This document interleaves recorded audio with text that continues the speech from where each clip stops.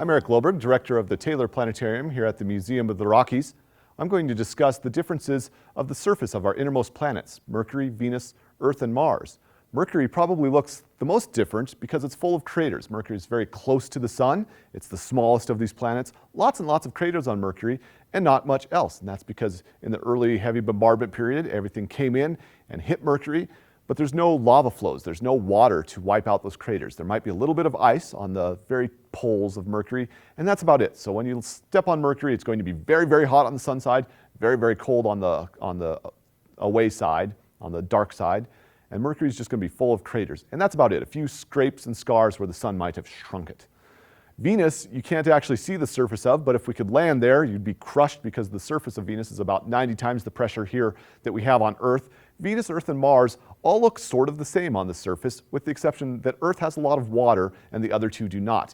On Venus and on Earth and on Mars, you'll find mountains, you'll find riverbeds, you'll find valleys, you'll find volcanoes. But Earth has those valleys a lot of times full of water and the other ones do not. Venus may have the most active volcanoes in the solar system. Lots of volcanoes constantly resurfacing the landscape. So you'll see some craters, but the craters are sometimes being covered up by the lava flows on Venus. Lots of sulfur rain raining on top of you there, clouds that are very, very thick so we can't see through except with radar. Earth, of course, has nice oceans, nice climate, nice clouds above us, and so you'll get kind of a typical landscape that you'd expect. Water carving out valleys, and you get deep oceans, and you get nice mountains. And we have a very good plate tectonic system that volcanoes release our carbon dioxide, it comes back out into the oceans, and they're recycled through our plate tectonics.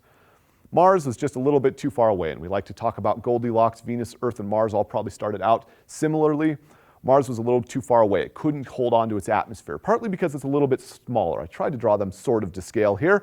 Earth and Venus are about the same size. Mercury is just a little bit bigger than Earth's moon. Mars is about the third the size of Earth, and Mars was a little too small. Its atmosphere flew off of the planet, and so did most of its water. Now we see ice on the polar caps, north and south.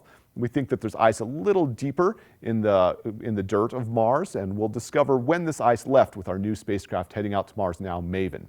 Mars has a nice long trench, the Valles Marineris, which is longer and deeper than our Grand Canyon. It also has the largest mountain in the solar system, Olympus Mons, an ancient volcano. Ancient, we think. We haven't seen any volcanoes go off on Mars.